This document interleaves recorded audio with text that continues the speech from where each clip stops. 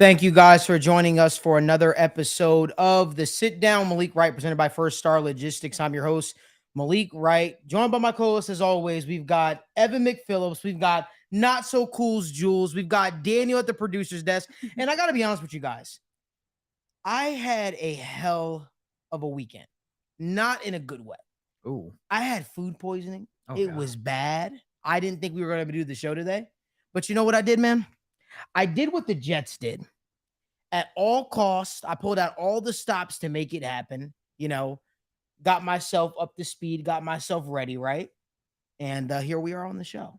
We're going to be talking about what the Jets were able to do, the trade they were finally able to pull off. It's funny enough because we actually had that as a topic on the show today, long before, right? But long before the deal even became through, we had this as a topic on the show today. We didn't know that the Aaron Rodgers and the New York Jets trade would finally go through today, but we're going to be talking about that.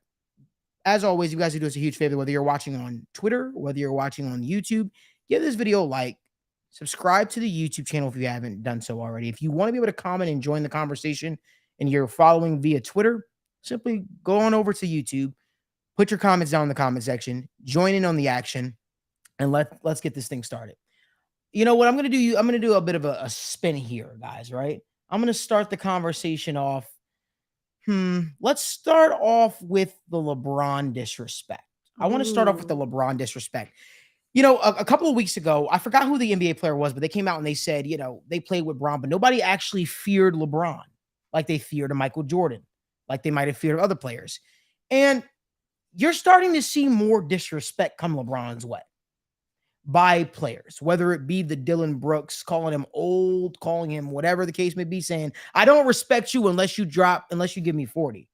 Then you had Russell Westbrook, the last matchup of the season between the Clippers and the Los Angeles Lakers. Every single time he sized LeBron up and hit a shot on LeBron, he stared LeBron down and threw up the C for Clippers. Do you guys buy into that players don't respect LeBron? And if so, why do we think that is? Evan, I'm sure you have your thoughts. So I'm gonna let you go first.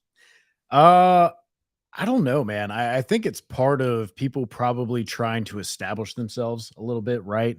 By coming at the king, coming at the established guy that they've seen grow up, that they think maybe is on the back end of his career. You're talking about, it's just people go at him, man. They want to play against the best. They want to verify themselves and validate themselves. And I think there's part of that. I think you're getting a little bit of, you get those players that are a little more geared toward the antics. We saw it with Lance Stevenson. We've seen it with Draymond Green. Now we're seeing it with Dylan Brooks. I mean, these guys are all birds of a feather in that sense, right? So I think it's something we've seen before, but I do think that it's nonsensical to say that people didn't fear Braun for a large stretch of his career, man. People saw what this guy could do as a one-man wrecking machine. Mm-hmm. And then after he got there with the Heat and with the Cavs and started his run, I mean, what was it, 10 straight years he went to the finals? Yeah. I mean, you're telling me you're not intimidated or anything in the least by a prime LeBron just coasting to the finals every single year? Like, I don't buy that one bit. Jules, you are our residential Cavaliers fan. Yay. The Cavaliers are no longer the Cavaliers of when LeBron was there, but I'm sure you have thoughts on why LeBron is getting disrespect around the league. Jules, in your unbiased opinion, why do you think that is? I don't know. I mean, like, yeah, it's disrespect, but I also feel like he's been the standard for so long that it's more people trying to impress him and trying to show, oh, we're not scared of you. Like, we're up and coming. Like, we're going to take over the league once you're gone, since he is on, the tail end of his career. And he's still, like, even at he's 36, 37, and he's still amazing. Yeah. He's still LeBron. Right. I mean, obviously, he's not at his peak by any means. Right. But he's still, like, his worst is someone else's best. Like, he's still, in my opinion, the GOAT. I think I'm going to say it. I agree with you. Listen, that is not a hot take on this show. Is he still having the highest scoring season of his career at 38 years old? Is that right? Yeah. Like, listen, when I look at it, I think a lot of it comes from jealousy. I think a lot of it comes from, wanting to prove a point, right? Mm-hmm. Because LeBron has been the measuring stick for so long. You talked about him not being in his prime. I would argue LeBron has defied the odds of what a prime actually is. Yeah, that's because true. the man is 38 years old and he's still playing like one of the best players in the National Basketball Association. And I think that you don't do that unless you are still in your prime to some degree, Yeah. right? Now, is he the LeBron James of the Miami Heat era? No. Is he the LeBron James that is, that came back to the Cavaliers that was dominating? No. Is he, dropping 40 a night? No. Is he, but is he still making the players around him better? Yes. Is LeBron James still an absolute dog out there? Yes. Is LeBron James still an absolute alpha male out there? Yes. And I think that you only get that response from a Dylan Brooks. I think it's more praise to LeBron than it actually is a slight to LeBron, right? Because if he was actually an old player, you know what I mean? Like it almost reminds me of when Steve Smith Jr. went up against Jalen Ramsey. And Jalen Ramsey had that iconic interview after, and he's like, "You tell me who to say what after the game." He was talking stuff.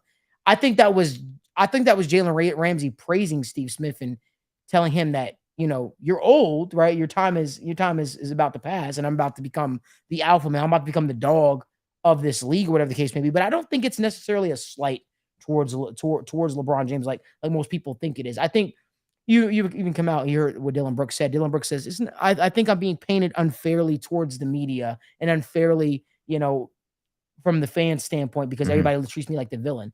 See, I think Dylan Brooks would be better off just embracing that role.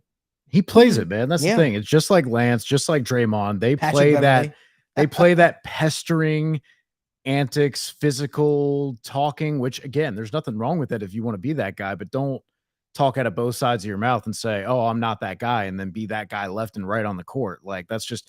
It's been all season with him. Like people know who Dylan Brooks is, right? This is not just him bringing it for this game, having some extra fire, but at the same time, like you said, there's a degree of respect there that has to be had for you to want to go with someone like that, to think that you need to tear them down to somehow bring them down to your level, because you might be, as they talked about, afraid of what this guy could do at his peak. You want to try and get in their head. You want to try and mess with them, and that's fine.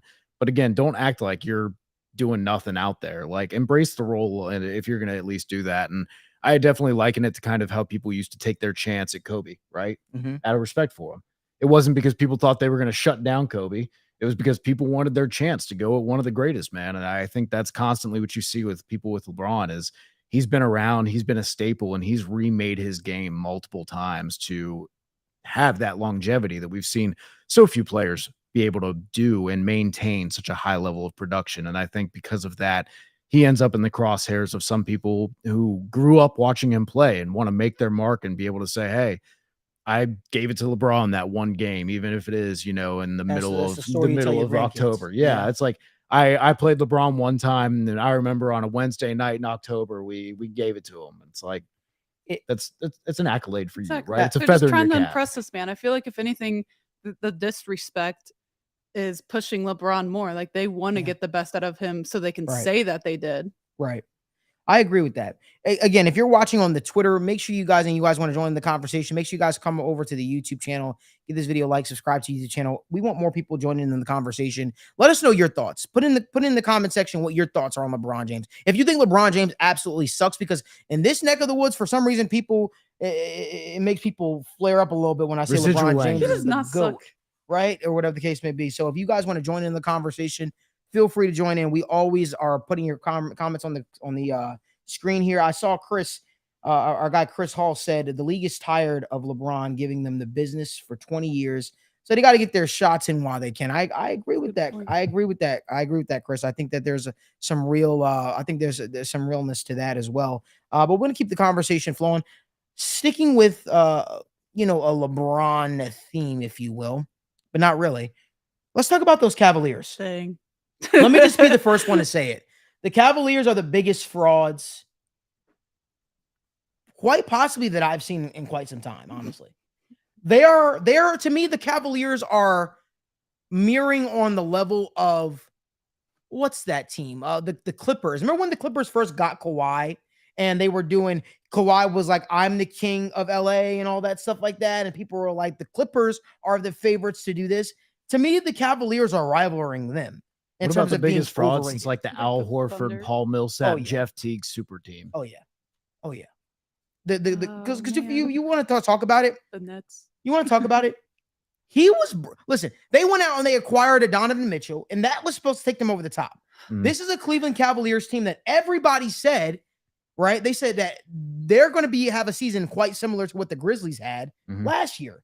They're going to be the new team in the East that people are going to have to worry about. And on paper, it looks sadistic. You had Evan Mobley, you had Jarrett Allen, you had Darius Garland, you had Donovan Mitchell, right? The bench is deep. Like you had so much going. Karis LeVert. You bring in a veteran like Danny Green. You would think that would be the team on paper to take you over the top. Here you are, down 3-1 to the New York Knicks, Tom Thibodeau's New York Knicks. And get this, Julius Randle's not even playing like a top-tier player right now. He got benched last game. I think that injury's still bothering him, man. Call it what you say, or say what you want. The fact of the matter is, man, I'm disappointed in the Cavaliers, man. I really expected. I really thought that the Cavaliers would do work this year. I really did. And maybe that's me getting too hype. I really thought that the Cavaliers, the expectations were much higher than this. I'll say that. They were much higher than this. And I don't even want to disrespect the Knicks. Shout out to Jalen Brunson. I see what you guys are saying in the comment section. Jalen Brunson is an absolute dog. He's proven that he doesn't need a Luka Doncic next to him. This guy's proven that he could be the man. He's proven that. And I want to also shout out RJ Barrett, who's stepping up. I just thought that the Cleveland Cavaliers would finally break through this year. Jules, I know Ev wants to talk, but I need to hear from you. Go Cavs, as Jules would always say. Go Cavs. All lowercase. We need to know. We need to be given some glimmer of hope. Jules, tell me why the Cavaliers can come back and win this series, or even make it competitive.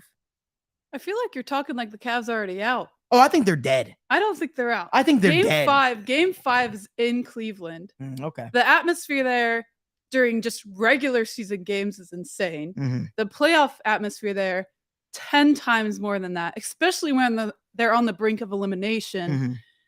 I know the Cavs fans are going to bring it. They win game 5. There's no way the Cavs lose game 5 at home. Their home record is good. I'm not shocked that they lost to the Knicks at their place. I mean, Madison Square Garden, not the easiest to play in. They already struggle on the road as is. And in fact, this season, they have not beat the Knicks at Madison Square yet. 3 of their 5 lowest scoring games this season have all been there. So it's not shocking. But home Cavs, that's my team. They're going to win. Game 6 is back in New York. Again, in my opinion, the Knicks have more pressure because it's like, 3-2. And in the back of their mind, they're like, ooh, the Cavs have done it before. They've come back 3-1 against a better team with LeBron, but doesn't matter. With a big asterisk right there. Little asterisk, like the Astros winning the World Series. But anyways, I say the Cavs win, and then they come back home for game 7, and they win. I don't care. I think we're doing it again. I'm saying we. I pay their bills. Anyways, doing it again, coming back 3-1 against New York. I believe in it. Donovan Mitchell is not going to have another 11-point game. He's not going to have more turnovers than field goals. He's not going to do that again. That does not happen. He'll show up. DG is on fire right now. Jarrett Allen and Evan Mobley need to show up. I hate They're to go going at you. to show up, I hate man. to go at you here. And we've have yet to do this. We've yet to do this, but we're going to do it right now. We're going to throw down the gauntlet. They're You ahead. talk about y'all are going to be able to come back like you've done it before in the past when LeBron James was on the team. But it's a more solid team in my opinion. They had Kevin Love. I agree. Listen, I mean, that was like their third best player at the you time. think this team is the more solid This was team? Kevin Love 6 years ago. Or are you saying the team that you guys currently have true. Is the more solid team? What are you saying? I think. And Kevin Love defended Steph Curry on that play. Okay, end, yes. right? Okay, I'm not bashing Kevin Love. You're bashing Kevin Love. You're bashing Kevin Love. Darius Garland and Donovan Mitchell. If they but both also, show up. LeBron James is a proven perennial playoff performer. This is true. Kyrie Irving is one of the best. Kevin Love is a gamer. Like when we actually talk about it, like he's when he wants to be. When he wants to be. I I genuinely don't think we can look at it and say, you know what, they can come back. Because honestly, Darius Garland, outside of that one game where he scored 30, what has he done? What has he done? No one's really done it. She got her hopes up, Malik. Let me tear him down. No.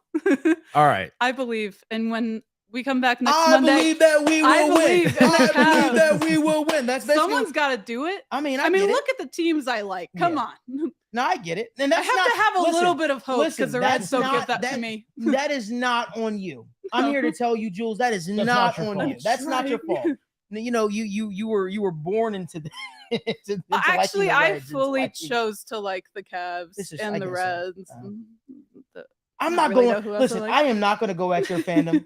We are too close for that. But what I am going to say is, I don't think the Cavaliers have a dog in this fight anymore. I think the Cavaliers are dead in the water. They have no I think answers. I think they have no answers. They don't have any answers to And that's the Brunson. thing is They you really just say, don't. okay, Donovan Mitchell is not going to have that bad a game again. They it doesn't would've lost matter. by 9. And I'll tell you why it doesn't matter. Because the Knicks are attacking the Cavaliers in a way that makes their offense and their defense both obsolete. Okay. We talked previously about how in the NBA, people talk about the NBA playoffs are different. The reason they're different is because they will strategically attach matchups. They will switch their offense and defensive philosophies to what they think is going to give them the best chance to win. When you look at their offense and how they're neutralizing Jared Allen and Evan Mobley through this series, 53% of the screens for Brunson have been set by a guard or by a wing. During the season, that number was only 12.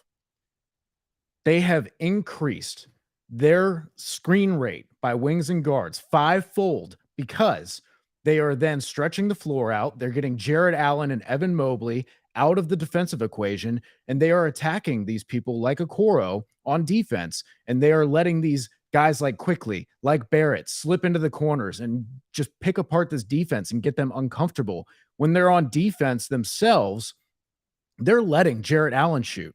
They're letting Evan Mobley shoot. They're letting Okoro shoot. You have 2 shooters out there that they have to guard, and they stop the penetration. And if it kicks out to any of those guys, it doesn't matter because they're not shooters. And that is how Thibodeau has these Knicks playing defense, where they are saying, we only have to worry about 2 people or maybe 3 on the floor at a time until the Knicks can knock down, until the Cavs can knock down more perimeter shots, which they do not have the personnel to do and play defense at the same time.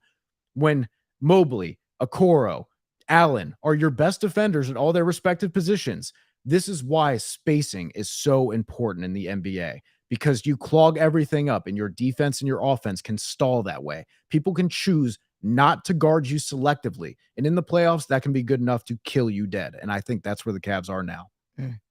I love the way you just broke that down. That was a lot. Yeah. It was a lot to take. I don't have It was a a- response to that. I'm more of just biased because I believe that they can come back. But I don't know. I don't know, man. I'll defend you. know. I'll defend you really quickly, Jules. Thank the one you. thing that you could say is that when you look at their team, the game that they won, it was all Donovan Mitchell.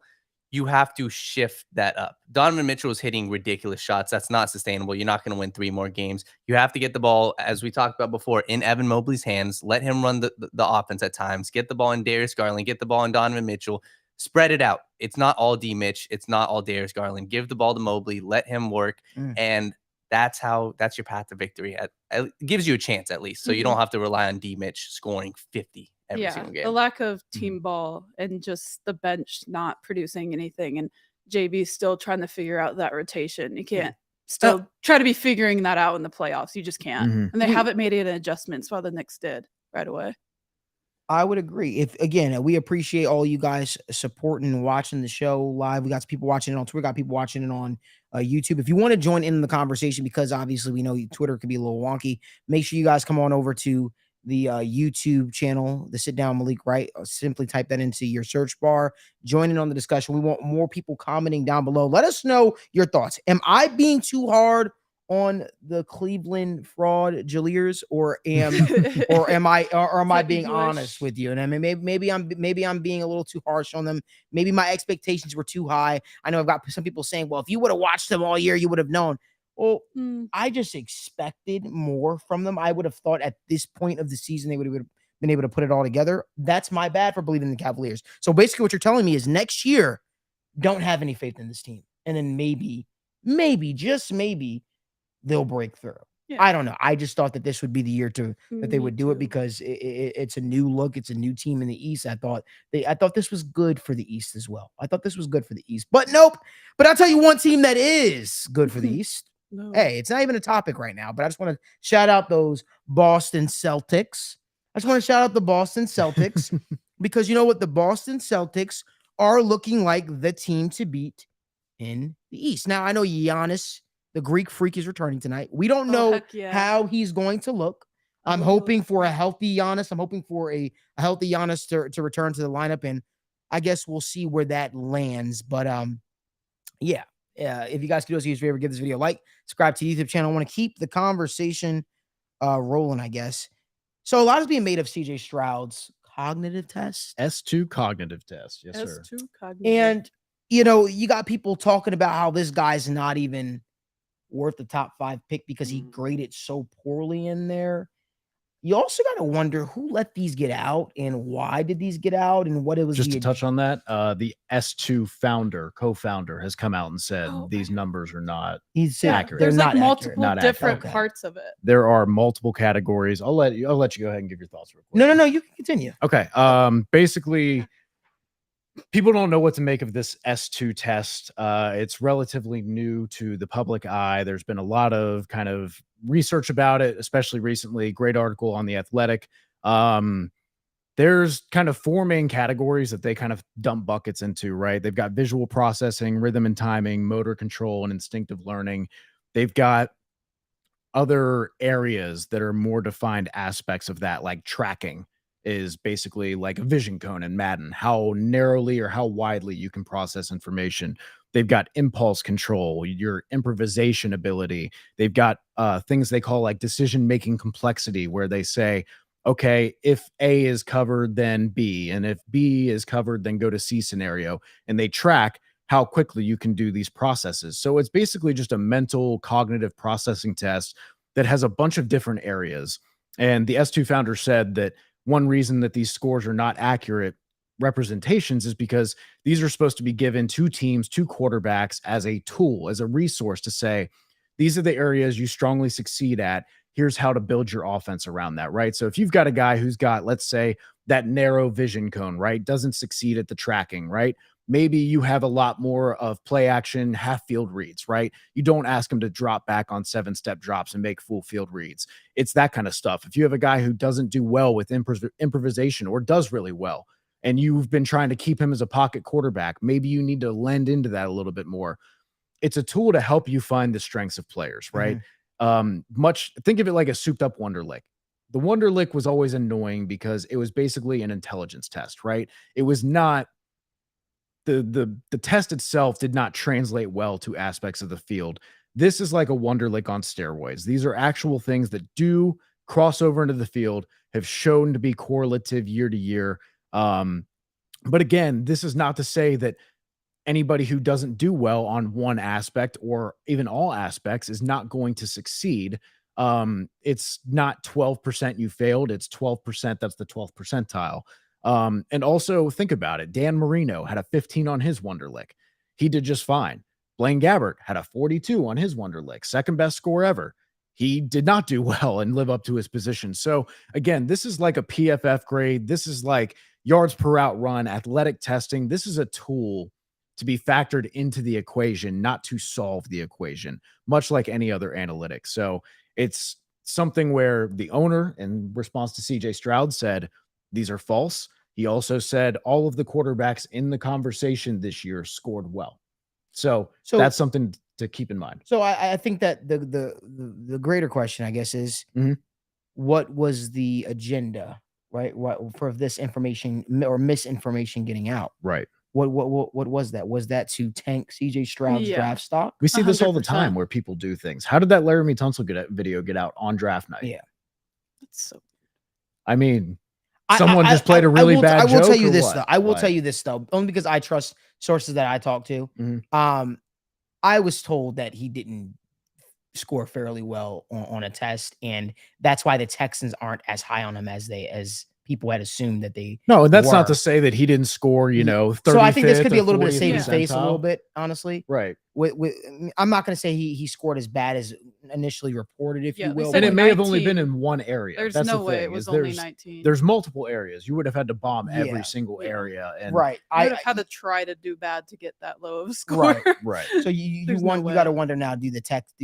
What the Texans do? I know I told you what I was told, but I'm again tomorrow. I'll be releasing that on our Patreon and giving out my picks for who the top 5 picks in the NFL draft are going to look like. But yeah. So Jules, what were your thoughts on this? Do you think CJ Stroud is too much being made of it? Do you think that this? I think too much is being made. I Okay. feel like somebody just leaked that because they wanted to tank his draft stock. Yeah. Mhm. I mean, I have the same thing written down that he did about the co-founder literally coming out and saying these aren't right. Everybody did relatively well, and you should just take this number with a grain of salt because it doesn't showcase all the different sections of the actual test. I also, and this is me just playing devil's advocate. I do wonder, by him coming out saying that, it does feel like it's saving face a little bit for me. Yeah.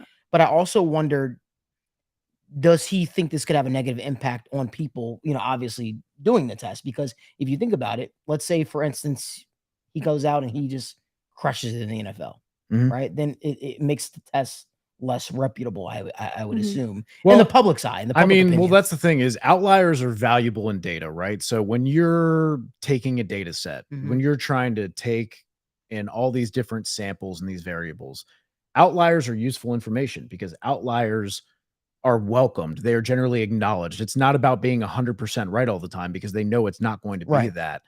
They're trying to just show a correlation and help you. This is not to say who's going to be good, who's going to be a Pro Bowler. This is to say you are good at improvisation. You should try and elevate that more. You are good at picking up on these subtle tendencies. You should trust yourself in that space more. Right. This is to help demonstrate where your strengths are, where if like you and I took a personality test and one said, you are a great communicator, but you're not quite you didn't score high on the leadership portion. So you should be, you would lend yourself to being a good mediator in, meetings, or you're a strong leader. You would do well in a leadership role or a managerial role, right? It's the same thing. It's not saying that you can't succeed in your industry. And those outliers are valuable information because they give you feedback on how you can improve your process to then get more accurate. So I don't know that it's necessarily them saving face as much as it is them just saying that the information out there is not accurate and not accurately represented. The same way if someone said, oh, PFF said that Sam Hubbard is a terrible run defender because he had one bad game against somebody, and they said, oh, they gave him a 36 grade in this game. He's a terrible run defender. And it's like, well, PFF would come out and say no, not to save face, but because that's not the entire picture, right? So I think that's more of what's going on because outliers are not. But I think it's worth acknowledging the possibility, but I want to give the benefit of the doubt to anybody in an academic area that does that research because they are looking for these outliers, for these data anomalies to say, how can we get better? Because that's constantly what their process is. Sure. I think it's one of those things where we'll find out, right? I mean, So we got a guy, Michael Rolfe, in the chat. He said, been out for a week or so. Missed you guys. My 3rd kid was born. First off, congrats. Congrats, Michael. man. Good for you. He said, what is you guys' favorite day of the draft? And do you guys think Cincinnati could/will host the draft in the next 10 years? My favorite day of the draft is every day but Saturday. I'll say that. Saturday is way too long if you ask me. And it's just, it feels like you start to hear a lot of mumbling and jumbling going on. But no, I love the first round. But this year, my favorite year of the draft is going to be night 2 of the draft because First Star Logistics is hosting its inaugural annual Bengals draft party live from the Great American Ballpark, the Handlebar. And me, Jules, Evan will all be in attendance along with a lot of people that you guys may follow on Twitter. And I'm pretty pumped about that, pretty excited about that. So if you ask me, I'm kind of biased this year. That's my favorite day of the draft. Now, to answer your second question, I'm going to go a little heel mode like the Dwayne The Rock Johnson here for a second. And he said, do you think Cincinnati could/will host the draft in the next 10 years? Let me be very, very frank with you. I've been to Kansas City, Missouri. There's nothing in Kansas City. There's absolutely nothing in Kansas City. Didn't want to go there. Don't want to go there. They have good barbecue. That's about it. Ooh, I might need to. But in terms of things to look at, there's nothing there for me that is like, you know what? Kansas City, Missouri, I can't wait to go there. I think Kansas City, Missouri is a dump, to be completely honest with you. And I think if they can host a draft, I think Cincinnati, Ohio can host a draft, because Cincinnati, Ohio is I think it's an up and coming, I think it's an underrated sports town and sports city, I'm sorry. And I think that they have diehard fans, whether that be from the Reds, whether it be from the Cincinnati Bengals. And they actually have stuff to do outside of tailgating, getting drunk, and I guess attending Chiefs and Royals game. But Yeah, I don't like there. Kansas City Chiefs fan base. I don't like Kansas City, Missouri. There's nothing there. But that's just my opinion. Maybe Evan or Jules have something different. I can to go offer off up. of that. I mean, Sure. Cleveland just hosted it 2 years ago. I love Cleveland as a city, and it's another city that's up and coming, and there's definitely stuff to do there, whether people believe it or not. I feel like a lot of people bash Cleveland, and they've never been there. I love it there. Maybe I'm a little biased, but Cincinnati, up and coming. There's a lot to do downtown, especially at the banks. It's just a perfect little area to have something like that, to have little draft parties. And there's just so much we have to offer. I'd say in the next 10 years, that's very possible. Yeah. I'd be shocked if not. And 5. And I mean that in the most disrespectful way about Kansas City. Nothing there. There's a lot more to do. What are your thoughts? I've been to Kansas City twice now, and once to celebrate and once not so much. And the Kansas City Power and Light District was very nice. It's also very quaint and very limited in what it has to offer. So I agree with what you said about Cincinnati. I feel has a lot more to offer in terms of nightlife, outside things to do outside of the draft, attractions to enjoy, whether that's the aquarium, whether that's the zoo, whether that's any of the awesome parks, golf, whatever your kind of speed is, whatever you want to do, you can find that here. So I think that with the banks, OTR, everything that you have downtown available to you, I mean, you just have blocks and blocks and blocks of stuff to do. Yeah. So I definitely think that Cincinnati will be hosting one in the near future. That would be very, I think you kind of have to, right? I think with how relevant they've been to the situation recently, and I imagine they will stay that relevant. So I have a funny feeling that the NFL draft is not the only thing they'll be hosting in the next 10 years. They might be hosting / hoisting a trophy and maybe a parade here in Cincinnati too. But the Reds, we'll see. That's what he means for sure. Well, we'll see. The Reds, it's like the Browns having a party after they go 0-16. The Reds got to have their Reds got to have their come to Jesus moment, like the Bengals did next year. Kind of the Joe Burrow thing, reset everything. I don't know. Ownership is going to have to take a quick heel turn for the they've got great talent in their minor leagues, man. AAA team. The Bats. See, that's why I can't stand baseball. That's like you're looking in so college, like, hey, the Bengals aren't good right now, but in 2 years, there's a guy who's coming out in the draft, and let me tell you, if they get him and he works out, wow, it's going to be great. In like 5 years from now. Let's talk about it. Aaron Rodgers got traded to the Jets today. And it took a long time for this to happen, right? I mean, it took darkness retreats, and conversations about compensation. Evan, you are our residential. God, I don't want to be the resident. You are our residential Aaron Rodgers hater. Yes. Can I join him? I just don't like looking at him. He has a very punchable face. That's not a threat. That's a joke, I promise. I stand on the fact that he, before Patrick Mahomes came along, was the most physically talented quarterback I had ever seen play. And obviously my short lifetime, but it just the last 4 or 5 years, the antics have just gotten out of control. It was just kind of, I think it's worn on everybody a little bit. It's just we're all ready to be done. Thank God this went through and has finally come to pass. It was kind of funny to see a couple weeks ago that they were saying trade talks were being halted, or that there was compensation hang up because the Jets didn't think suddenly he was going to play one more year. So they wanted to put conditions on future percentage of snaps played, and the Green Bay Packers didn't want that because they probably thought he was going to play 1 year too. And there was a whole back and forth, and apparently the darkness retreat and that Brandon Marshall video when he said, I was 90% of the way to retiring, and oh, what if I play 1 year, came back to halt negotiations and make this process more drawn out and more bitter than it necessarily had to be. So I'm glad it finally went through. I've repeatedly said that I wish the Jets would have probably just kept Elijah Moore and not signed Allen Lazard, and then maybe traded for Lamar Jackson or something. But for 1 year of Aaron Rodgers, I feel like it's a lot to give up. But if it works out, everybody's going to be happy, right? So best of luck to you all, and we will check in on Aaron Rodgers again when he takes a snap for the Jets, because I am done talking about the guy.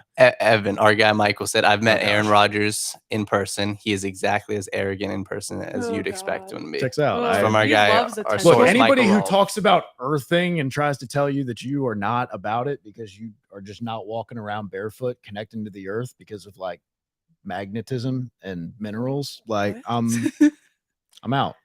Now, from the talent perspective, though, I know you don't like the guy. Oh, I started the whole thing by saying I see. Because I don't want from a complete Yeah. objective analysis point, if I'm the Jets, I do not like this move because it was 1 year and you dismantled part of the future that you had with a Garrett Wilson, with an Elijah Moore. You're making these concessions for cap space for Allen Lazard to try and please Aaron Rodgers, and who knows how far they got into the bidding on OBJ. It's just, again, you're bending yourself over a barrel to get 1 year of this guy in the hopes that in 1 year it all pans out the right way. And we know how hard that is, man. For every Rams going all in 1 year, there's a Saints team going 7-7, 7-7, 7-8, 7-10, whatever. Like, it doesn't. That's going all in doesn't work out. It's easy to say, look. When it does, it's nice. But I just personally, I would have gone a different way for the longevity and trying to be competitive for more than 1 year. I also wonder, the thing that nobody's talking about more is what this does for the psyche of a Zach Wilson. What this does for him in his maturation, right? In his growth as the quote unquote future of the Jets, as they are labeling him as still. They still believe he's the future. Well, what does this, because essentially you went out and made this move because you weren't happy with what you saw from him, right? What you've seen from him just yet. And so it makes you wonder what does the future hold for Zach Wilson? And what does the future hold if it doesn't work out for Robert Saleh? These are real questions, right? So I think all those things remain to be seen. I'm really curious to hear what everybody's thoughts are in the comment section. Do you agree with the Jets move to trade for Aaron Rodgers? Do you think that he makes them a Super Bowl contender? What even defines a Super Bowl contender at this point, right? I don't even know, but that's tough. And that's the other part of this equation, right? Is if you have Elijah Moore, you have Garrett Wilson, you have Sauce Gardner, all this good young talent, right? At premium positions locked up. You can get aggressive in free agency, man. You can go after some guys. You can trade some draft assets if you want to get a guy who's upset where he is. You've got so much good young talent on there. And if you get Lamar Jackson, then suddenly you've got a 26-year-old former MVP that you can keep running with and all these offensive weapons for the next 2, 3, 4 years without a problem. And that's, what are the Bills doing right now? What are the Dolphins doing right now? Are you telling me that in 2, 3 years, they might not have to do not necessarily a full rebuild, but a retool? Yeah. You're putting all your eggs in this basket right now to try and get the Bills at their peak, to try and get the Dolphins at their peak going all in with Jalen Ramsey and others, right? 1 more year down the road, their cap is all going to get constrained. Yeah. They're going to have issues. That would have been prime time for you guys to attack and seize the AFC East. And I just, again, it just reeks of desperation without direction, right? Is what it reeks of to me. I want to also remind you guys, if you guys didn't know, the Sit Down Malik Wright is live each and every single Monday, live at 7 p.m. Eastern time from the First Star Logistics studio. The show is presented by First Star Logistics. As we talked about, like I said, we have a huge draft party taking place night 2 of the NFL draft at 7 p.m. Eastern time from the Handlebar at the Great American Ballpark. And we're going to have some more information for you about that because tickets are officially sold out, but you still can follow along on the stream, whether that be In the Trenches with Dave Lapham or the Sit Down Malik Wright stream. Daniel, if you can play the video, please. Fans, make sure you guys subscribe to my YouTube channel, the Sit Down with Malik Wright. so you guys can catch First Star Logistics annual Bengals Draft Day party. It'll be night 2 of the NFL Draft, 7 p.m. Eastern Time at the Great American Ballpark. You guys can follow along, watch the stream, watch the coverage. So if you want nonstop Bengals coverage for this year's NFL Draft, night 2, make sure you guys subscribe to my YouTube channel, The Sit Down with Malik Wright. Can't wait to see you there. Who day?